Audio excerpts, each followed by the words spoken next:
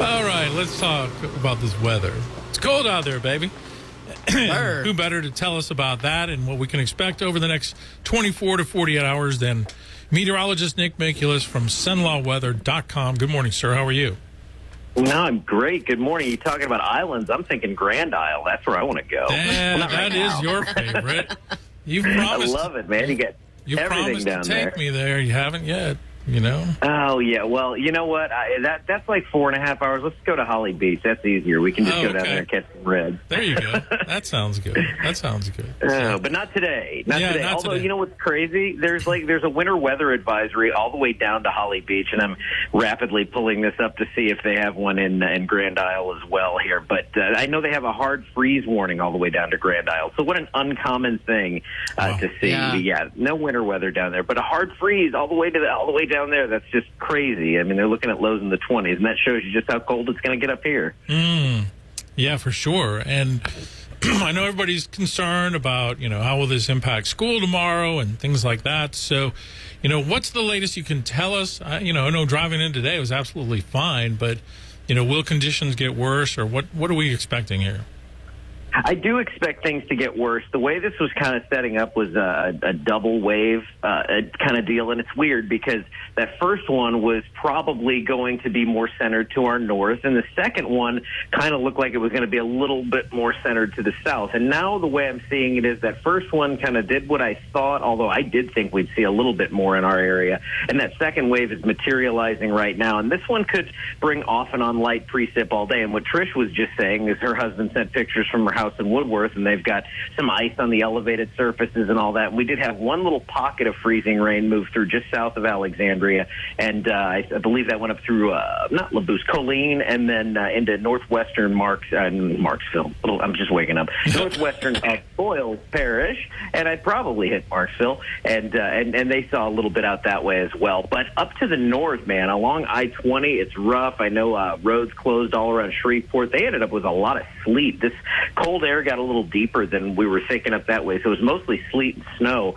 and they had about a half inch of like crusty stuff up there, and that's really causing problems with the roadways because it's just so incredibly cold. Like they're around 20. We are at 26 at the airport, 26 in Esler. So it's really when you get that cold, that's the issue here. We're usually not that cold when precipitation's falling, so anything that falls is going to cause ice on elevated roadways and perhaps even sidewalks and surface streets. Wow. So don't be fooled by the fact that as Al and I came in today and we were like, okay, there's nothing here. Like as the morning progressive, right now it's much different than it was at 6:30 this morning.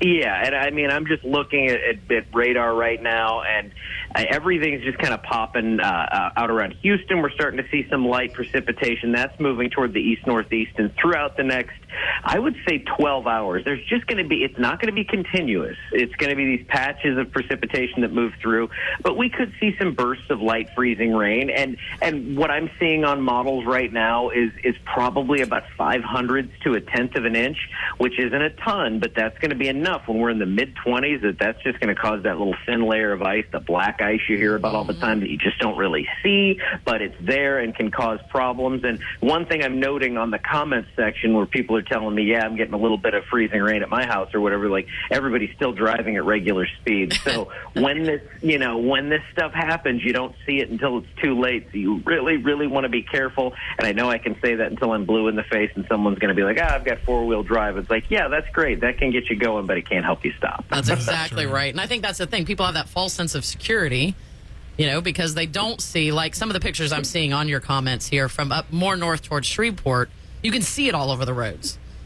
And that's kind of the difference. Yeah, and when you can't see it, that's the most dangerous thing. When I lived up north in St. Louis, and I'll see this happen up that way to this day, if you get a couple inches of snow or 6 inches of snow, everybody kind of does their thing. They go slowly, everybody's pretty responsible. The worst thing is when you get these little flash freezes where it's in the mid-20s, you get a little rain, and then boom, everything's frozen, and you don't see it. That's when it's all just havoc across the area. And for us, we don't have salt trucks. We don't have all the things to prepare for this. And so, a lot of times the South gets a bad rap. It's like, well, we shut down. It's like, well, we don't have anything to remove it. We can't really do anything except for sit here and skate on it until it's melted. We're talking with meteorologist Nick Mikulas from sunlawweather.com.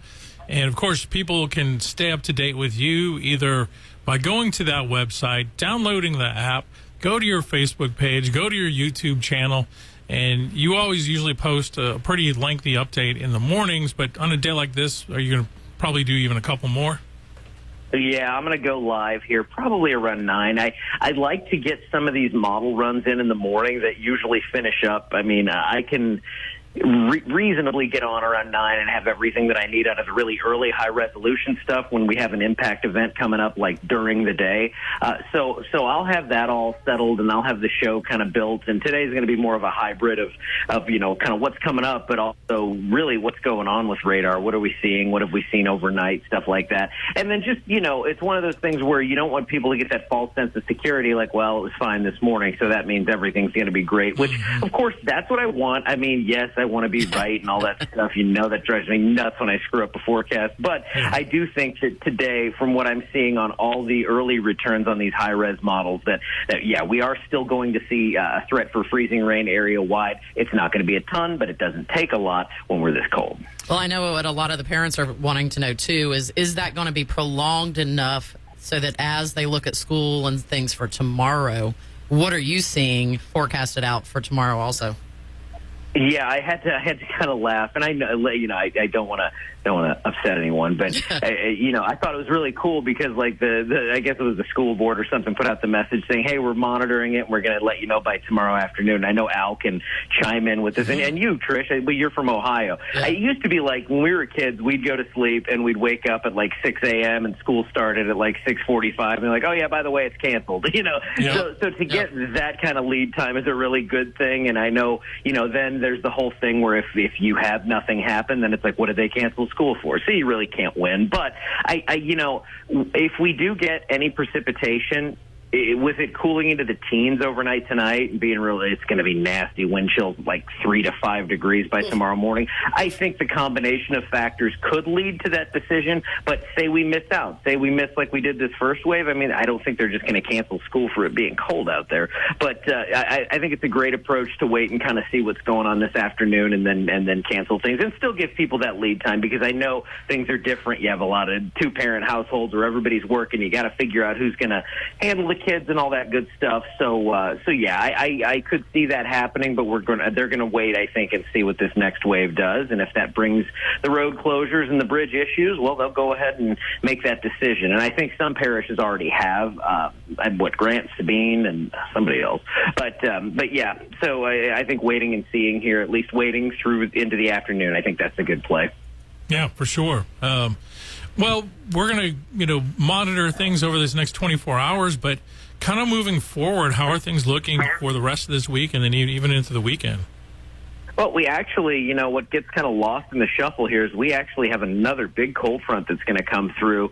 We briefly warm up Thursday as we have another little system coming through, and that's going to bring maybe some light rain. But then for the weekend, Friday through Sunday, we're looking at potentially some more hard freezes. I don't think it's going to be as cold as what we're seeing now, but maybe highs in the mid-30s to low 40s, overnight lows in the low to mid-20s. So, pretty chilly stuff. And after that, we really warm back up and we kind of shift gears back into heavy rain threats and maybe, I don't want to say severe weather at this point, but looking at extended ensemble models starting like around next Monday or Tuesday, it really looks like we get wet. I mean, some like drought denting rain here. So that'll be the next thing to start to focus on. But for now, I'm just kind of, I'm in winter mode and doing my thing there. It's our 1 week of winter, right? Yeah. I mean, I like a little winter stuff. I know the ice isn't it's so much fun to see the snow falling and whatever. I don't foresee any real chance of that happening, but to see, a little bit of something, to see the little ice hanging off the trees, that can be cool as long as you don't have to go anywhere and travel in it. Yeah, for sure. So when we get that precipitation next week, the temperatures will be warmer to where we're not like looking at snow or anything, are we? No, I don't see any scenario where it really looks like we kind of shift back and warm things up. And I'm pulling this up real quick here just to look at the total. So I mean, just a general average of models over like next week, and we're way out here still. We're 8 to 12 days out, but it looks like a solid 2 to 4 inches of rain will fall next week. So, and that could go up. This is one of those things where, it's a very spread out kind of event where we're going to see a lot of rainfall across the entire area. And I'm looking at this other model here, and that's more like 4 to 5 inches. So yes, we are going to be getting into looking at some big rains over next week. Wow. So, if you don't like the weather here in Louisiana, just wait. It'll change, right? It's always something, isn't it? Yes. At least it's not 110. I'll take this over that, and I know a lot of people would take the 110, but not me. I'm with you, Nick. I'm with you.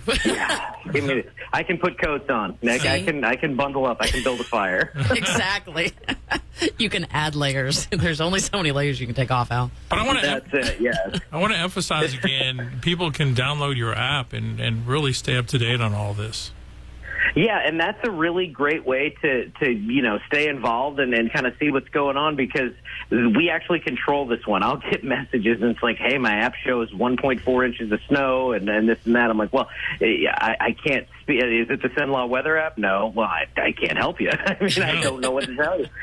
But yeah, our app is guided by us or the National Weather Service. And the reason I say that is Tom and I, we do our forecast. We get it for our area. But if you're, traveling to Dallas or whatever, the default goes back to the National Weather Service forecast. So you're not going to see any outlandish, like, model predictions or anything that may show, a lot of times an app's going to switch back and forth from 60% chance of snow to severe weather. It's just like, well, there's no value there. Our app is going to be pretty boring in that it's just an accurate forecast. So if that's what you're in the market for, go ahead and download the Cenla Weather app. There you go. And while you're on the Cenla Weather website, you can also check out their merch. I was looking at your merch page. Yeah. Man, you got a lot of good swag on there. He does have We some have of that one swag. You do. That's right. Yes, because you are one of my wonderful sponsors. So we hook the sponsors up. And one of the things that I like on there is we have a "This Is My School is Getting Canceled" T-shirt. So if everybody buys one of those, maybe it'll get canceled. I also see you have the 40-ounce double wall stainless steel travel mug. You should make those pink, and I feel like you would sell a lot of them. There you go. We're going to actually get the kids back home. We're going to have them spray paint all those. And I won't even write Stanley on them. I think the pink's all that matters. And we can pop those on for what? I mean, a couple $100 on eBay, right? There you go. Absolutely. Man. Hey, gotta do what you gotta do. Awesome. I'd laugh about it, but I'm an adult man that collects baseball cards, so I can't really talk. I can confirm. Yes, he does. That's right. Yes, Al knows all about this. It's one of the many reasons why we're good friends. So absolutely. But yeah, I'm just sitting here looking at radar now. We've got more little elements forming out in Jasper and Newton County, Texas, heading toward the east-northeast. So I do expect things to deteriorate over the next few hours, as we are going to stay below freezing all day. There's really no chance we warm beyond 28, 29 degrees. So be careful if you have anything falling on you. Even if it's liquid at first, it's going to freeze because we are very cold. All right. Sounds good. Hey, Nick, thanks for spending some time with us this morning. I know you'll try to catch a nap or two along the way today, but we'll continue to monitor all of your various feeds to have the latest on what's going on with this weather. That sounds good. Thank y'all for having me on. It was a blast as usual. All right. Thanks a lot. Thanks, Nick. Meteorologist Nick All right, Mikulus from Cenla Weather, our guest here on Talkback. We'll take a break. 970 AM, 104.9 FM, KSYO. Closed primary elections, they work. Governor Jeff Landry, U.S. House Majority Leader Steve Scalise, State Treasurer John Fleming, all first elected to Congress under tested closed primaries. And President Donald Trump, elected in a closed primary, because all Louisiana presidential primaries have been closed for decades. It makes sense. Democrats shouldn't pick the Republican nominee. Liberals and Democrats should pick the Democratic nominee. Then all voters choose who wins on a final, simpler, shorter ballot. That's how states like Florida, the #1 U.S. economy, do it, because jungle primaries can lead to confusion and division before a final vote. Governor Jeff Landry is now proposing closed primaries. Go to legis